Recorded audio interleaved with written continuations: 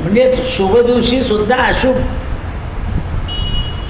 अन्न जे आहे ते शुभ दिवशी, आनंदाच्या दिवशी, लग्नामध्ये बरीच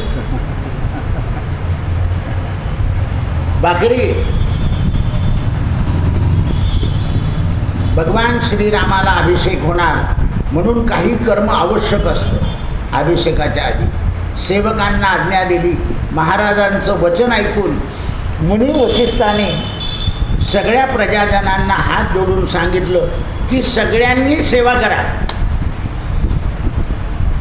त्यावेळेला सुवर्ण रत्न, देवाची पूजा सामुग्री, औषधी, श्वेतपुष्प, माळा आणि सगळी पानं, मध, तूप, नवे वस्त्र, रथ, चतुरंग सेना उत्तम तयार करा. गायींच्या म्हणजे शेपटींना फुलं बांधा.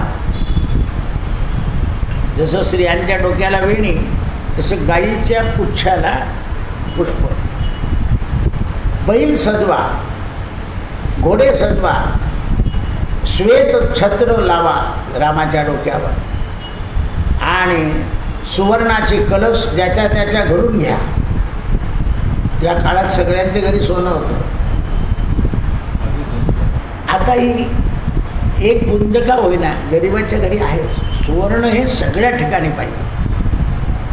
अंतपुरामध्ये समस्त नागरिकांनी आपले दरवाजे उघडे ठेवले, त्या दिवशी बंदच केले. चंदनाच्या माळा तयार केल्या, धूपदीप केला. सगळ्यांनी आपल्या घरांमध्ये आनंद व्यक्त केला. दही, दूध, तूप खाल्लं. अत्यंत गुणकारक अन्न तयार केलं आणि प्रत्येकाने परस्परांना भोजन घातलं. अजून तर गादीवर बसायचं, पण त्याच्या आधीच अन्नदान सुरू. प्रातः काळामध्ये श्रेष्ठ ब्राह्मणांचा सत्कार करून त्यांना धान्य प्रदान केलं.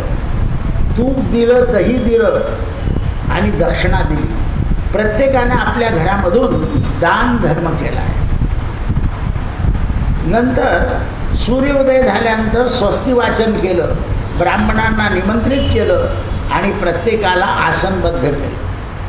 नगरामध्ये पताका लावल्या, ध्वजा लावल्या, राजमार्गावर सडा घातला आणि सगळीकडे संगीत निपुण लोक गायन करायला लागले.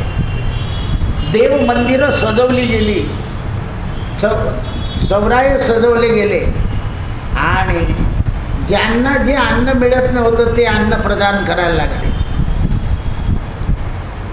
मोठमोठ्या तलवारी सजवल्या गेल्या आणि शूरवीर योद्धे स्वच्छ वस्त्र धारण करून महाराजांच्या समोर उभे राहिले. सेवकांनी अनेक प्रकारचं कार्य केलं. वशिष्ठ वामदेवांनी पुरोहितांचं आदरातिथ्य केलं. सगळ्या क्रिया राजकीय पद्धतीने सुरू झाल्या. आवश्यक ते कर्तव्य सगळ्यांनी केले. महाराजांच्या जवळ प्रसन्नता आली, त्यांना हर्ष झाला. द्विजश्रेष्ठांना वारंवार वंदन करू लागले. तेव्हा तेजस्वी दशरथानं सुमंताला सांगितलं की सुमंता, अरे जागे त्या रामाला आणखीन बोलून आण माझ्याजवळ. राम निघून गेले, सगळी प्रजा निघून गेले, एकटे बसलेले होते. भुरभुर व्हायला लागले म्हणून रामांना पुन्हा बोल. त्यावेळेला सुमंत पवित्र आत्मा असल्यामुळे रामांकडे शीघ्र गेले आणि त्यांना बोलवलं. त्यावेळेला सुमंत आल्याबरोबर रामाने सांगितलं की महाराज, आत्ता तर आलो मी, तुम्ही का आले? म्हणे तुम्हाला रथावर बसून दशरथाने बोलवलं. राजभवनामध्ये राजा बसलेले आहे.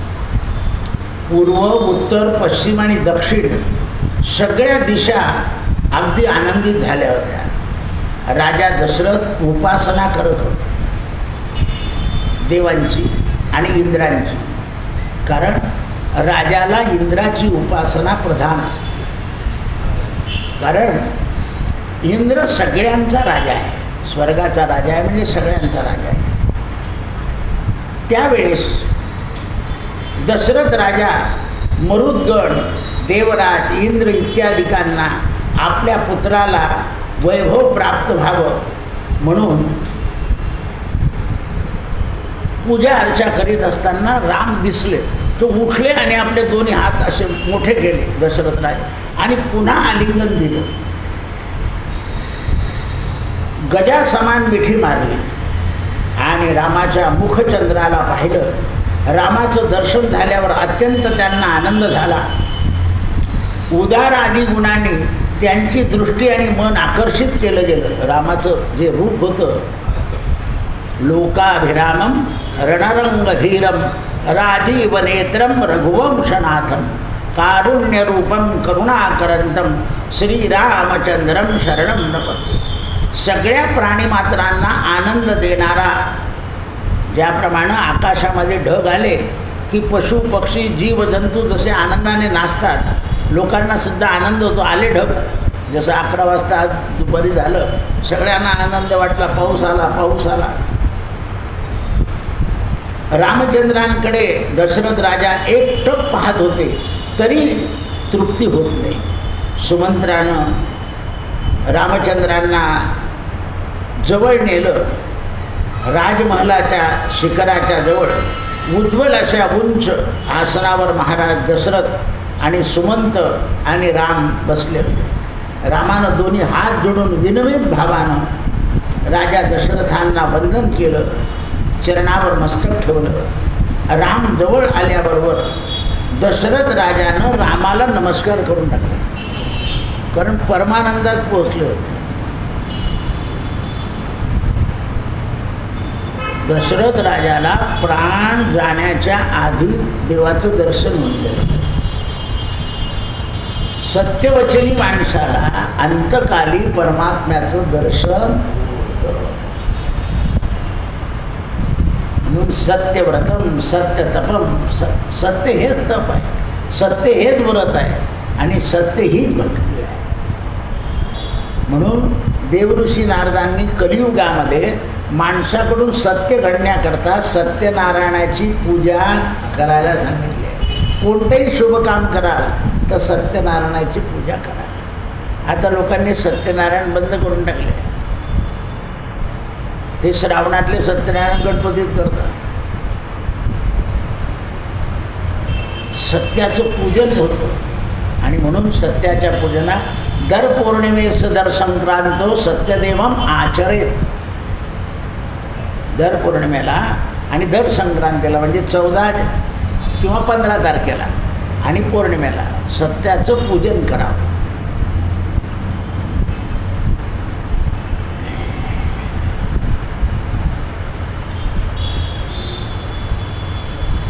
त्या समयी रामचंद्रांच्या डोक्यावर सुवर्ण मुकुट होता. सुंदर सिंहासनावर बसले होते. जसा सूर्योदय झाल्यानंतर मेरू पर्वतावर प्रकाश पडतो आणि मेरू पर्वत सोन्याप्रमाणे भासतो, त्याप्रमाणे रामांच्या डोक्यावर असलेल्या मुकुटाप्रमाणे राजा दशरथाला रामाचं रूप सगळं सुवर्णमय दिसू लागलं. आणि रामांचा पोशाखसुद्धा पिवळा होता. पिवळा पीतांबर झणी झळकळा अतिशय. म्हणून पीत वस्त्र जे आहे ते देवाला अत्यंत प्रिय आहे. आणि आईसाहेबांना गुलाबी किंवा थोडं हिरवं. ती वेशभूषा पाहून सगळ्यांना आनंद झालं. सगळ्या मनुष्य लोकांना आनंद झाला आणि रामचंद्रांना पाहिल्यावर प्रसन्नता झाली. त्यावेळा काश्यप, देवराज इंद्र यांना हाक मारत मारत दशरथ राजानं रामाचं दर्शन केलं आणि म्हणाले की तुझ्या जन्माच्या वेळेला महाराणी कौशल्येच्या गर्भातून तू प्रगट झाला असल्यामुळे रामा, तुझ्या गुणाचं वर्णन ऐकून मला इतका आनंद झाला आहे. पुनर्वसू पुष्य नक्षत्रावर जसा तू जन्माला आला त्याचप्रमाणे पुनर्वसू पुष्य नक्षत्रावर तू गादीवर बसावा. काही शुभ नक्षत्र असतात.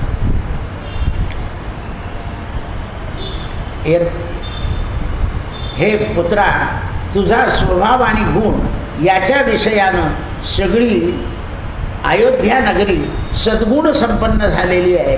आणि एवढंच नाही, तुझ्या अंगी जो विनयाचा आश्रय आहे आणि जितेंद्रपणा आहे, तो गुण सगळ्या अयोध्येत आला आहे. काम आणि क्रोध कुठे दिसतच नाही, दुर्व्यसन नाही, सगळ्यांनी त्याचा त्याग केलेला आहे. आणि परोक्ष अर्थात गुप्तचरांच्या द्वारानं सुद्धा तुझी माहिती सगळी सुंदर मिळालेली आहे. मंत्री, सेनापती, समस्त अधिकारी लोक तुझ्यावर प्रसन्न आहेत. तू जन्माला आल्यापासून कोशागार पूर्ण भरलेला आहे, शस्त्राचा काही उपयोगच नाही. हे पुत्रा, आता माझ्या चित्तामध्ये बेचैनता निर्माण झाली आहे.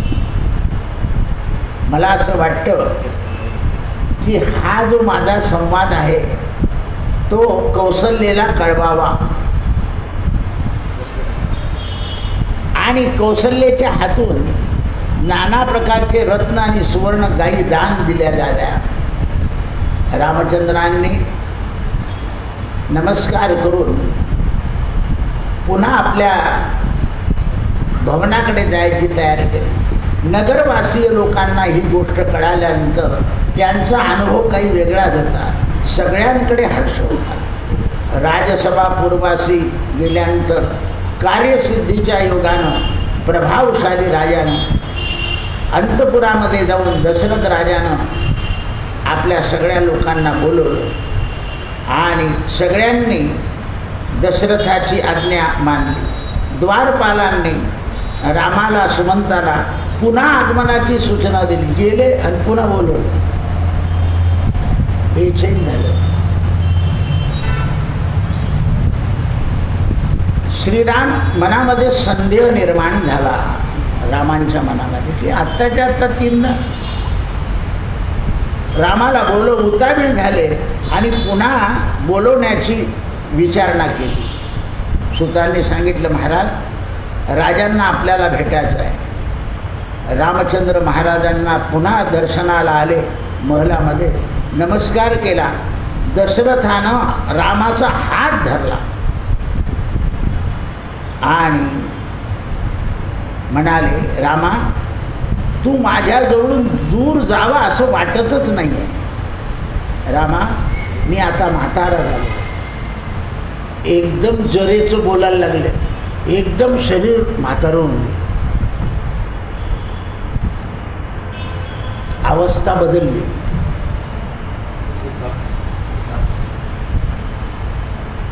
माझं आयुष्य आता अधिक नाही आहे.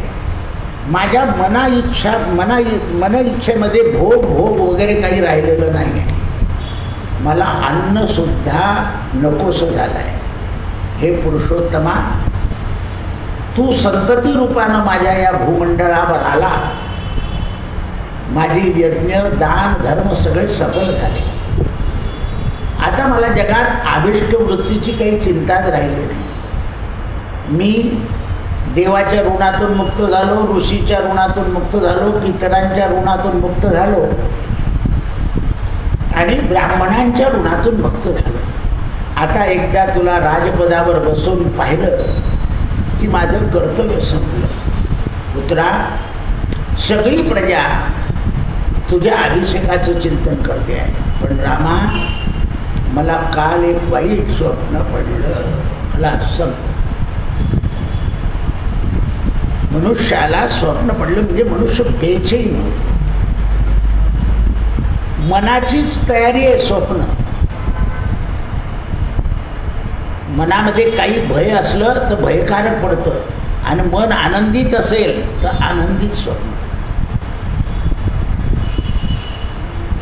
म्हणून सप्तशतीमध्ये एक मंत्र आहे, बालानाम बालग्रहादिभूतानाम बालानाम शांतिकारका. बाल म्हणजे लहान मुलगा नाही. जे अज्ञान जीव आहे ते बालच आहे. आता परवा निघा आपण शूज आले म्हणजे काही लागला का नंबर.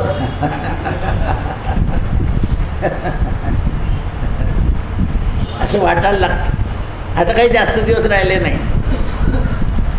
याला अज्ञान म्हणतात. ज्या दिवशी आता ते जे ठरलेलं आहे विधिलिखित ते अगदी ठरलेलं असतं.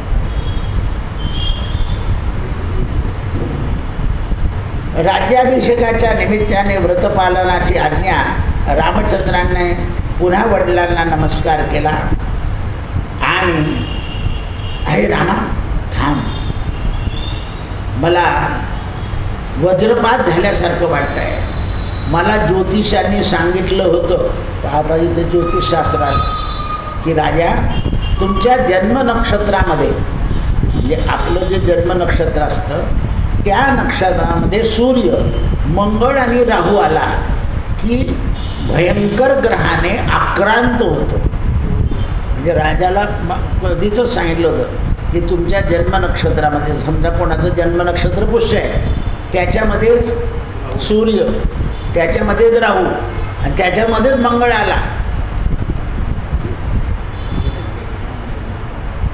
म्हणून ज्योतिषशास्त्र म्हणतो सूर्याबरोबर राहू असेल तर शांती करून टाका, सूर्याबद्दल केतू असेल तर शांती करून टाका, सूर्याबरोबर मंगळ, आणि हे तिन्ही ग्रह जर एकत्र नक्षत्रात आले तर संपलं. म्हणून आता मध्यभागी 5 ग्रह होते. ज्योतिषांनी सांगितलेलं होतं युद्ध थांबणार नाही. 26 खराब, अजून चालूच आहे खराब. अस्थिरता जी सुरू झाली आहे ती कुठे थांबतच नाही आहे. बरं, यांना देवांचे अपमान करायची 14पासून सवय लागून, हा खजिना उघड, तो खजिना उघड, तो खजिना उघड.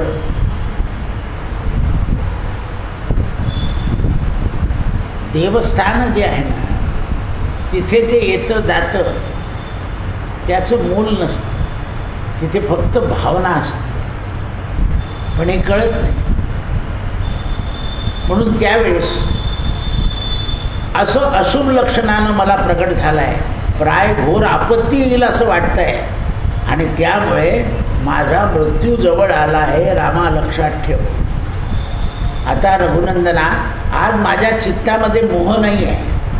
हे युवराजा, तुला गादीवर बसवल्यानंतर माझी बुद्धी एखाद्या वेळेला चंचल होऊन जाईल. कारण सूर्यामध्ये राहू आला म्हणजे अज्ञान झालं.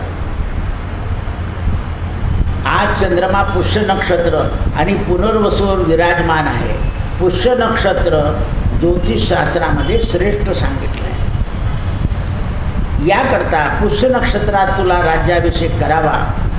शत्रूला संताप देणारा तू होशील आणि तुला विजय मिळेल. तू युवराज पदावर बसावं. इंद्रियांच्या संयमपूर्वक तू आणि सीता उपवास कर, भूमीवर झोप, शुद्ध सावधान राहा आणि सगळ्यांची रक्षा कर. असं अबद्धताने बोलू लागले दशरथराज. काही विघ्न येऊ नये एवढं लक्षात ठेव. तोपर्यंत भरत या नगराच्या बाहेर आहे. तो मामाच्या घरी राहतो आहे. त्याला अभिषेकाच्या वेळा बोलवावं असं काही उचित नाही आहे, पण त्यांच्या मनात ते यायला लागलं.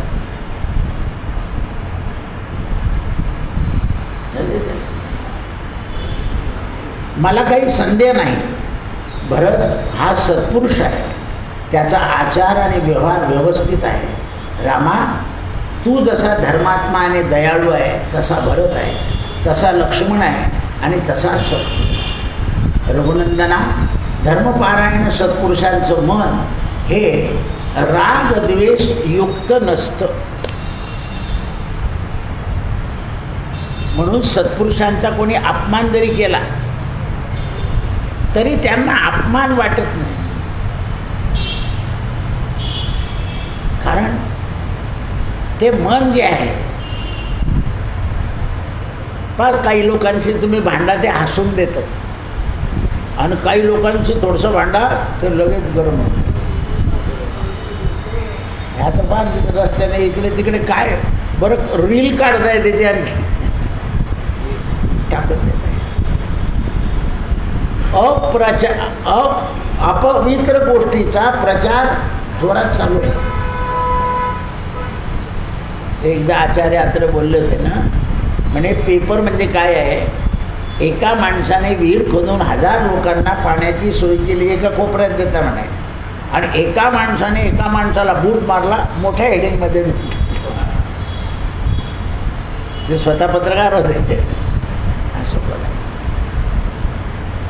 ही माणसं यांची बुद्धी जी आहे ना, म्हणून पेपर कसा चालला पाहिजे, सदाचार, सद्विचार याच्यात. लोकमान्य टिळकांनी लिखाण कशाकरता केलं, चांगले विचार वाढण्याकरताच. म्हणून आग्रहलेख कशाकरता असतो, चांगले विचार लोकांनी वाचावे म्हणून. पण लोक कार्टून पाहत असतात, अपवित्र विचार येतात आपल्याला. हास्य आणि करमणूक जी आहे ती खूप थकल्यानंतर करायची, कारण श्रमाचा परिहार झाला पाहिजे. हास्य आणि विनोद कशा करताय, मनुष्य थकला की परिहार. जसं शेतकरी थकून आले, जेवले की गावाच्या बाहेर मंदिरावर जाऊन बसायचे, इकडचे तिकडच्या शेतातल्या गोष्टी काढायच्या आणि एखाद्याची गंमत करायची आणि शेवटी जाऊन झोपून जायचं. म्हणजे श्रम परिहाराकरता आहे. जसं श्रम परिहाराकरता आपण भोजन करतो, तसं आनंद व्यक्त करणं, चांगल्या गोष्टी, नवीन गोष्टी ऐकणं, हे सुद्धा मनाचा जो श्रम आहे. शरीराचा श्रम आनंदाने जातो आणि मनाचा श्रम संवादाने जातो. पहा तुम्ही, काही लोक जेवण झालं, मुलांना बसा रे आम्ही देवदर्शन करून येतो. पती पत्नी फिरत येतात, देवाचं दर्शन करतात आणि निघून जातात. काय केलं त्यांनी, मनाला शांत केलं आहे. मग माणूस रस्त्याने एखादी गोष्ट सांगून देतो, बाई एखादी गोष्ट सांगून देतो, त्यांच्या मनाला तो शांतपणा करा. किंवा ऑफिसमधली एखादी गंमतीची गोष्ट माणूस घरी सांगून देतो, किंवा बाई एखादी गोष्ट घडली घरात तर ती सांगून देते. नातवाने काही उचापत्या केल्या असतील तर ती सांगून देते. म्हणजे संवादाने माणसाचं श्रम, हसला मनुष्य की श्रमाचं, मनाच्या श्रमाचं मन हलकं होऊन जातं.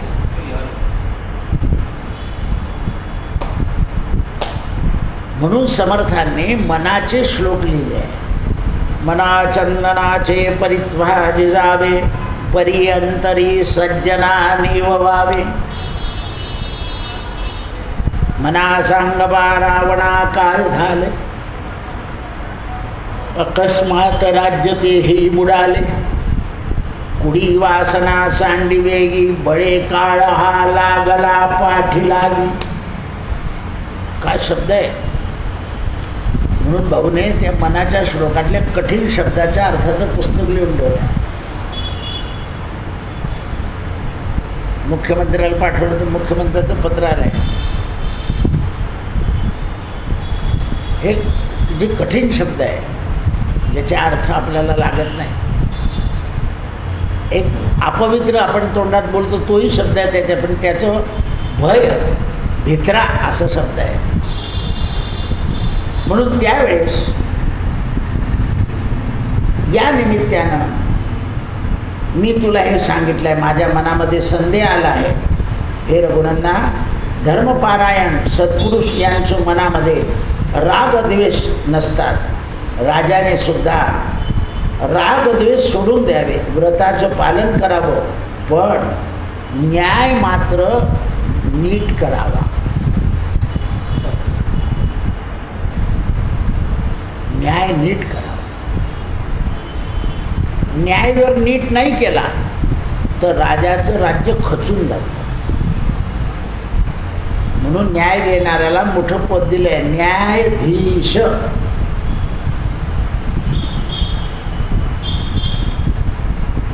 तुम्ही दोघंही व्रताचं पालन करा आणि तात्काळ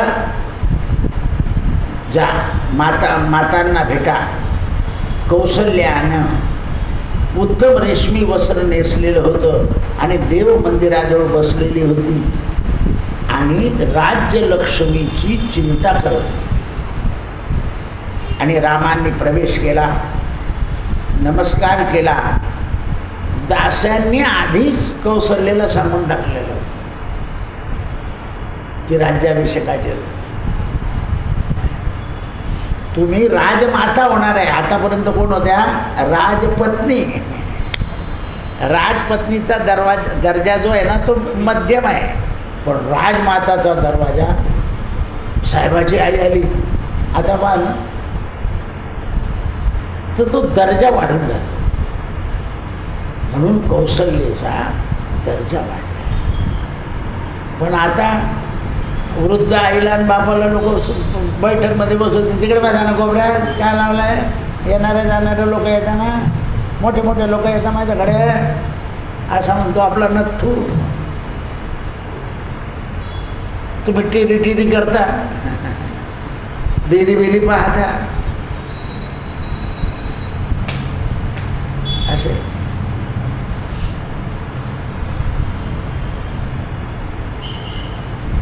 श्रीराम राज्याभिषेकाच्या बद्दल काही आनंदित होते असं नाही.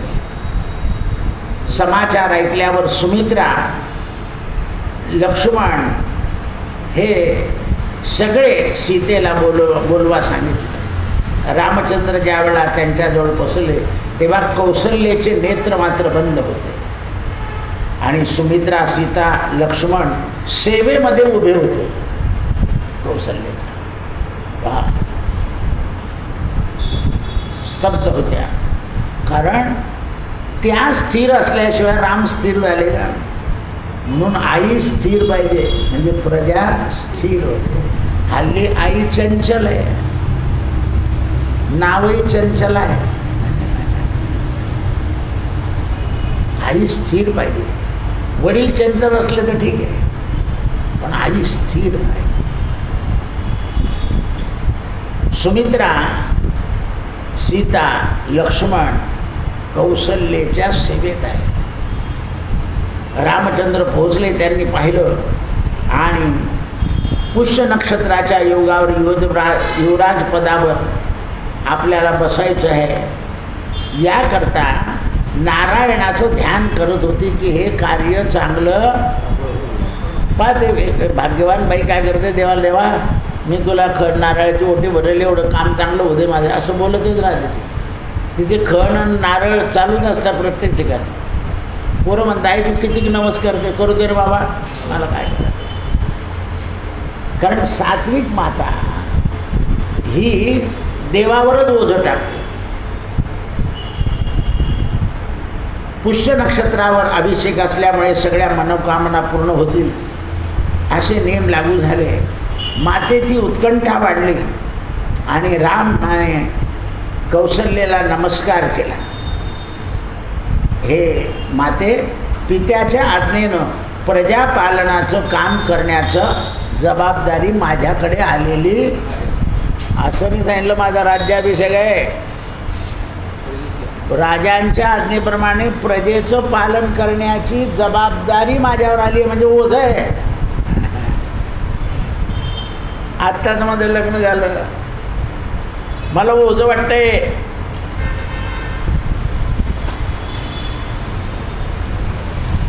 जड वाटते. जबाबदारी आली आहे. ही सगळी जबाबदारी तुझ्या चरणावर समर्पण करतो, ती निकट व्हावी. खलास संपलं. जगन्नियता आईच्या चरणावर मस्तक ठेवतो. म्हणून कोणतंही काम करायला जात असाल तर आई हयात असेल तर नमस्कार करायचा आणि गेली असेल तर स्मरण करायचं. आपण तर म्हातारी बुड्ढी तिकडे जायला इथेच काय आठवा दे आपण जे काही बोललो असेल ते.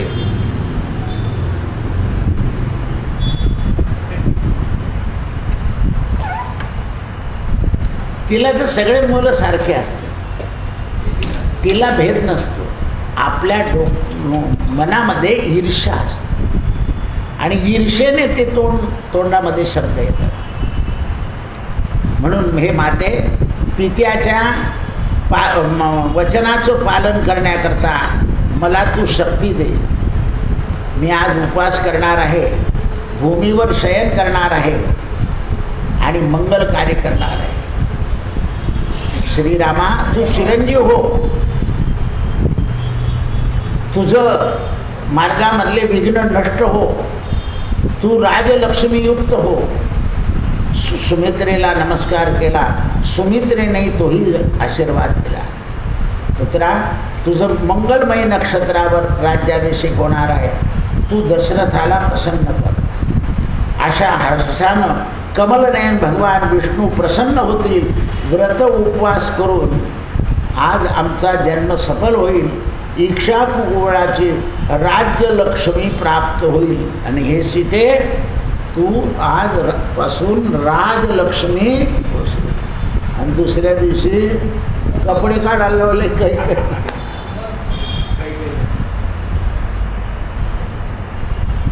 लक्ष्मणा, तू पृथ्वीवरचा राज्य शासन पालक होशील. माझा अंतरात्मा सांगतो, राज्यलक्ष्मीचं रक्षण करशील. हे सुमित्रनंदना, हा अभिष्ट योग आहे, हा श्रेष्ठ फलयोग आहे. म्हणून तुझ्या मनामध्ये काही अभिलाषा नाही हे मला माहिती आहे. लक्ष्मणाला रामांनी दोघांनी मातेला नमस्कार केला. सीतेनेही मातेला नमस्कार केला आणि आज्ञा घेऊन महलामध्ये निघून गेले. आता दशरथ राजा कैकेयीकडे येतील आणि काय घडेल ते पाहू. कृष्णार्पणमस्तु. सत्यगुरु राये कृपा मज केली, परी नाही घडली सेवा काही.